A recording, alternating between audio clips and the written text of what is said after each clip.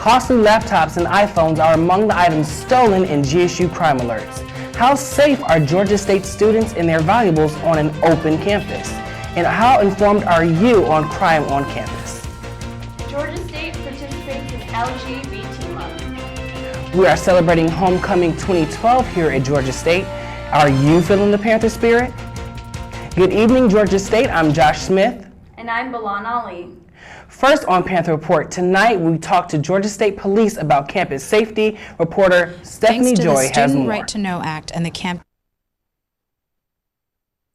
Thanks to the Student Right to Know Act and the Campus Security Act, we're made aware of any crime reported within a 48-hour window. I spoke to Sergeant Ware of Georgia State Police Department Crime Prevention, who said the major crime concern on campus is theft by giveaway. This is when personal items are left unattended. Ware also mentioned that a safety measure that they're taking this year is a 10-hour shift. It includes 20 officers because the more officers you have, the faster a security response. And that's not the only change that's happened this fall. We also have what's called the Panther Ambassador Program. Even though they're separate entities, the neighbors have the same goal in mind: safety. I often carry around, as a film student, lots of film equipment. You know, I have a laptop, I have a smartphone, so I'm always wary of, you know, people that may pose a threat to myself. I also spoke with Major Coleman, who believes one crime is too many. What we ask students to do, and faculty and staff, just be aware of your surroundings.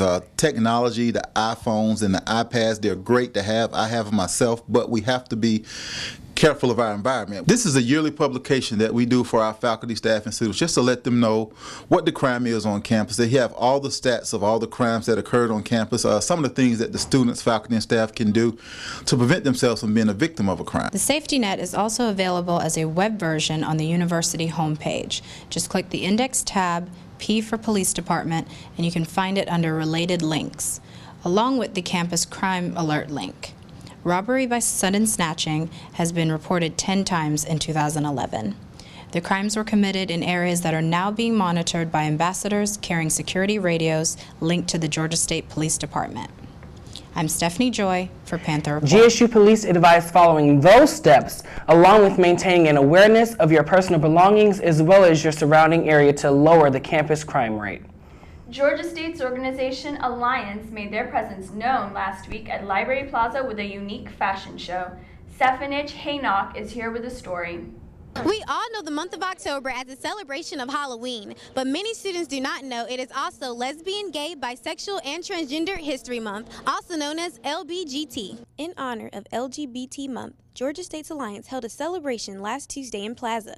I caught up with Alliance Secretary Andrea to get an inside scoop. The Alliance is basically an LGBTQIA organization. It's student-run, and we're just here to provide support, to provide education, to provide outreach for members of the LGBTQIA community. Alliance definitely worked it in Plaza. There was funky music that drew the crowd in and very entertaining performances. We are hosting an event with campus events, and it's basically a queer history fashion show. So we have some of our members coming out with little facts about people who they felt were important or had a huge impact on the LGBTQIA community. Celebrating LGBT in Plaza helps spread positive energy and knowledge to GSU students. We're taking this time to pay homage to them because had it not been for these people who gave their time or perhaps gave their lives, we wouldn't have many of the benefits that we have today. And even though it may not seem a lot, change takes time. Panthers, remember to show your support and celebrate this month and throughout the year. This is Stephanie Haynock with GSTV Panther Report. It's homecoming week, and the celebrations and activities have been well anticipated. We have reporter Serenity Palmer with the details. It's homecoming week here at Georgia State. This year's theme is On the Edge. They have events every day of the week that caters to everyone here at the diverse community. Georgia State, it's going to be hard to really attract everybody because It's 30,000 students. A lot of them are age 26 and over because we're a commuter-based school, so a lot of people don't feel the need to really get excited about that. We just got a football team. It's our third fall homecoming, and it's really about bringing back the alumni. We don't have a strong alumni such as like a UGA or another school that's been around with such a strong team and stuff behind them. I think it's a work in progress. Like, it's the third year we're doing a fall homecoming, so it's a work in progress, and I do feel like the events are going to pack out. Instead of doing the traditional concert for the homecoming week, Spotlight Programs Board decided to do something different and do a comedy show. This year they have DeRay Davis at the Rialto Center for the Arts on Friday at 7 p.m. Tickets for students are $5 and tickets for guests are $15. On Monday we have Good Morning Commuters at Unity Plaza and also at Turner Field. On Tuesday there's the Spirit Plaza from 12 to 1 at Unity Plaza, and then Field Day in Hurt Park. That night we have a new event called Panther Exchange. Campus is called Panther Exchange, and basically it's like a big marketplace for students like to come out and promote their own brands like clothes, shoes, accessories, makeup. We're gonna have everything out there. And how long have you been planning for this event?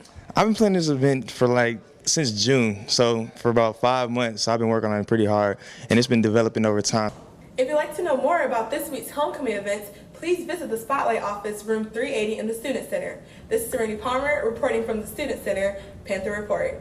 Also, in the spirit of homecoming, Georgia State's campus events and Spotlight program will feature the On the Board Homecoming event. The event will feature student performances as well as a comedy show featuring DeRay Davis, who has starred in films such as The Barbershop and Jumping the Broom. The show will take place on Friday, October 19th at the Rialto Center for the Arts. Georgia State psychologist gets a $2.6 million grant. Georgia State's Dominic Parrott is collaborating with Purdue University's Christopher Eckhart of Indiana in a 5-year research program on the links between alcohol abuse and physical abuse. This initiative is funded by the National Institutes of Health and is supported by the National Institute on Alcohol Abuse and Alcoholism. This will be the largest study of its kind. According to the CDC, about 29% of women and 10% of men in the United States have experienced some form of physical abuse at the hands of an intimate partner. This program is to research scientifically how those factors are directly related. In other campus news, GSU receives a 4-year grant from the National Institute of Child Health and Human Development. College of Education professor Julie Washington and assistant professor Nicole Patton-Terry plan to develop one of 4 national hubs on continued innovations on the research of learning disabilities. The focus will be on African American children in 1st through 5th grade. Washington and Patton-Terry plan to conduct research in Metro Atlanta area schools with large populations of African American students.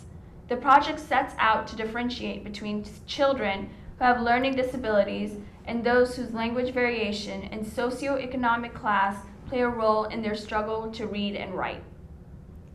Now that the homecoming festivities are winding down, another big GSU event is underway.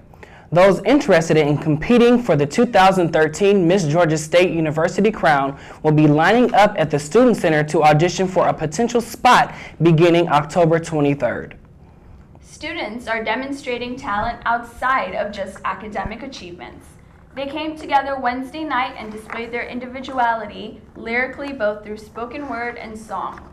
Students gathered in the dining area of the Student Center to cheer on peers. Here is reporter Sapphire Russell with more on the open mic event. Georgia State possesses a diverse student body who prides themselves in not only allowing students to show off their intellects, but by also allowing them to showcase their creative talents by providing events such as Open Mic Night, sponsored by Campus Events. Well, you done like me, you bet I felt it. I tried to beat you, but you so hot that I melted. I fell right through the cracks, and I'm trying to get back. Crazy that all this love is blazing, and baby we're so high. I attended the Open Mic Night, which took place Wednesday night at 7 p.m. in the Student Center Cafe Diner. I got close and personal with a few of the competitors who thrived in the night and spoke of their future plans. This is my first time performing in front of a Georgia State audience, so I do feel like it helped reach out to other people that I haven't been able to network with. I performed a piece called Enslaved in Democracy. It was basically centered around the frustrations I had with, the mindset of African Americans in our community and just what I observed all throughout high school. We just came, I grabbed her from her room, we just came out here and we noticed that we can sign up, so. It's correctly computed motion. I blamed it on a model bride with a Hollywood smile. Favorite performance? The trio with the free falling, the two guys and the girl. That was beautiful. I enjoyed that. Before they fall, and I'm thinking about you. Ooh, no, I've been thinking about you. You, no. To a tissue. She says I miss you. My reply, feelings I can't deny. Make sure to join us for the next open mic night, which will feature all the champions from the previous open mic nights, held here at the Student Center in the cafe area, starting at 7 p.m. Reporting live from the Student Center, Sapphire Russell, GSTV, Panther Report. Last week, students went out to the Student Rec Center to participate in the Day at the Rec. Reporter Jayla Bell has more on this story. This Day in the Rec is a fun for all event that takes place in the Student Recreation Center. This event has become somewhat of a campus tradition, proving itself successful every year. Day in the Rec has been going on for probably about 20 years. It used to be Day in the Park, and we used to do it at Hurt Park, but we could never control the weather, and you never know in the fall. So about 4 years ago, I think this is the 4th year now, we moved it inside where we can control the weather, and also we can showcase the rec center to some students, faculty, staff that maybe have not used it yet.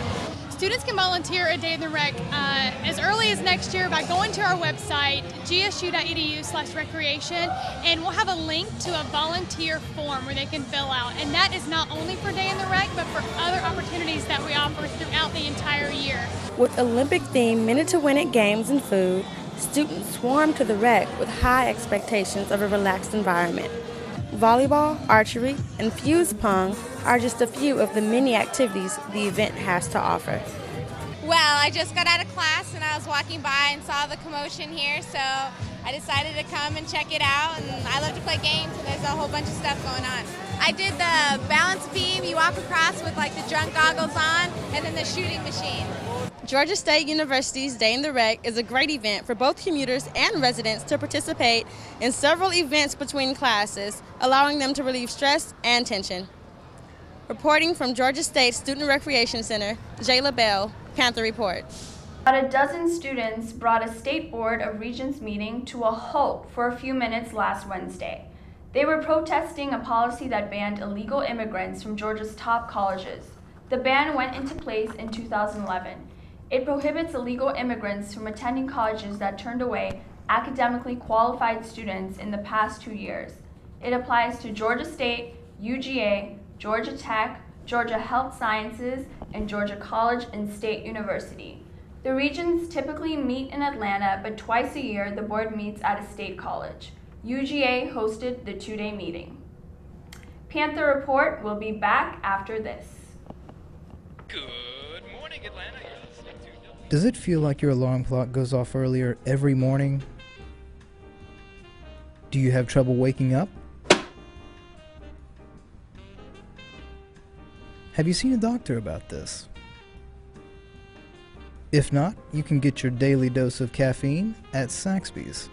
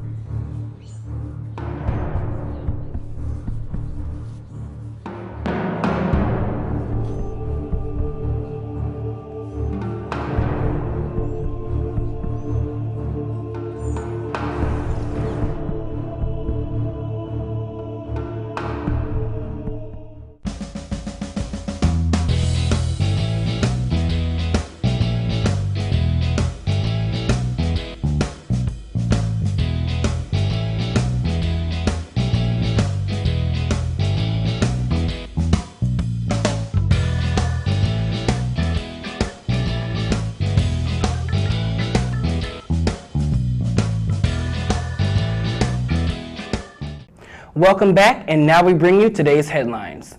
The city of Atlanta is expected to ask a judge to drop charges against 3 student journalists who were arrested nearly a year ago during Occupy Atlanta. Atlanta Mayor Kasim Reed indicated the city's intention Saturday during a question and answer session after speaking to regional members of the National Association of Hispanic Journalists at a conference in Dunwoody. Just 2 weeks before the presidential election, a recent poll reflects that presidential candidate Mitt Romney has a sturdy lead over President Barack Obama among Georgia voters. Romney is leading Obama by 51% to 43%, with a 5% undecided. But a new poll by the Atlanta Constitution finds that Georgians, by a superior margin, expect Obama to be re-elected in November. About 150 soldiers from the Georgia Army National Guard arrived home Saturday morning to a crowd of emotional friends and family at Fort Benning. They're now focusing on reconnecting with their loved ones and returning to a normal civilian lifestyle. Early voting for the presidential election began last week. Voting stations are encouraging voters to take advantage of casting their votes before Election Day to save time and avoid long lines. The hiring center for the new Walmart Supercenter to be built in Atlanta's Vine City neighborhood opened this past week. Hundreds of people lined up outside the hiring center to apply for positions. We first reported this story back in April when the city broke ground at the location along Martin Luther King Drive. The store will employ about 150 full and part-time associates before it opens in January 2013. The hiring center will remain open until December 31st or when the last position has been filled. It's located adjacent to the lot where the new store will sit. That's located at 825 Martin Luther King Jr. Drive. Their hours are Monday through Friday, 8:30 a.m. until 4:30 p.m. In international news, the young Pakistani girl who was shot in the head October 9th drew a crowd of tens of thousands in Pakistan last week. They were rallying to support her efforts to speak against the Taliban and advocate women's education. 14-year-old Malala Yousafzai has been named a heroine by her classmates and community. She survived the gunshots and is now being monitored in a British hospital, but she will have to face more operations and intensive rehabilitation.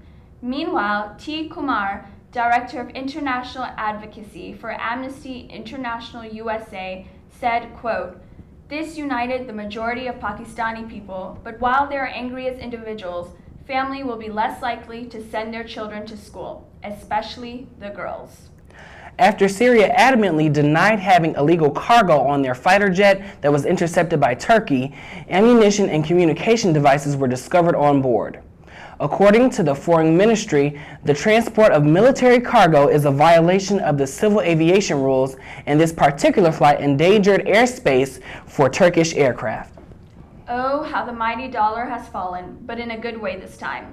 Among other international currency, the US dollar fell in conjunction with a drop in the number of Americans seeking unemployment benefits due to a strong employment data that broke last week. With lowering unemployment rates being an indicator, U.S. investors have a tendency to make riskier investments when the economy appears to be improving. The season may have ended for the Braves, but it's just the beginning for the Atlanta Falcons. And we can all breathe a sigh of relief as our GSU Panthers finally brought in a win. That's up next on our sports break. Welcome and thanks for tuning in to GSTV. We are the Executive Board members of Student Government Association, and my name is Marcus Kernizan, your president. I'm Taylor Briggs, the Executive Vice President. My name is Christian Hill, Vice President of Student Services. My name is Adriana Michoni. I'm your Vice President of Academic Affairs. My name is Theo Mahamuza. I'm your Vice President of Budget and Finance. I'm Danielle Kleiman, and I am your Vice President of Public Relations. My name is Jarrell Abrams, and I am your Vice President of Student Life. Are you worried about your schedule getting in the way of the educational and cutting-edge seminars that Georgia State University has to offer? Well, we have great news for you. Starting this semester, these seminars will be available online thanks to GSTV and a partnership from us here at Student Government Association. From the prospect of resume building to the distinctive keynote speakers, we know that these seminars will help enrich your student experience. Thanks for tuning in, and remember, our student government sit-in meetings will be broadcast live on GSTV every other Thursday at 7 p.m. Go Panthers!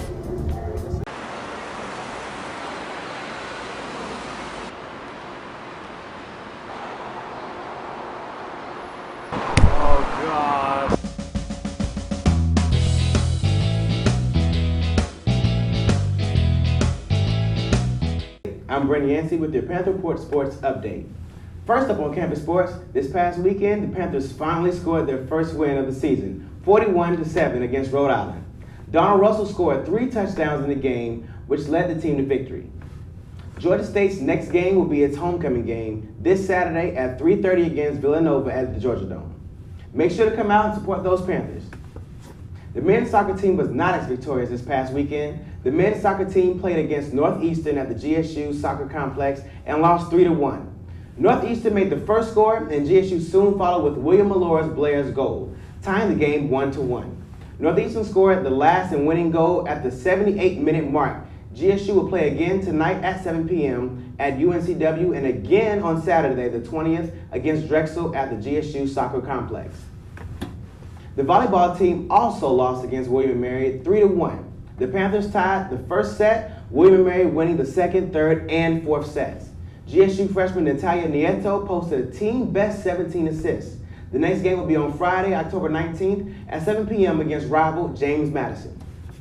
In local sports, Falcons fans can keep rising up. The Falcons won against the Oakland Raiders this past Sunday, but just barely. The final score was 23-20. The Falcons will be playing again in 2 weeks when they play against Philadelphia, going up against Falcons ex-quarterback Mike Vick on October 28th. I'm Brent Yancey, and that's all for your Panther Report Sports Update. Well, Belon, it looks like we're going to be looking to the Atlantic Falcons to be bringing in the wins this season. Yeah, we Georgia State fans have had it hard sometimes, but we are fans nonetheless. That's all for your Panther Report news. Thank you for joining us on this week's episode. Don't forget to check us out on Channel 91 in University Housing and on our YouTube page, GSTV Panther Report, every Wednesday at 6 p.m. Make sure you visit our Facebook page at www.facebook.com/Panther Report. I'm Josh Smith. And I'm Balan Ali. Have a good night.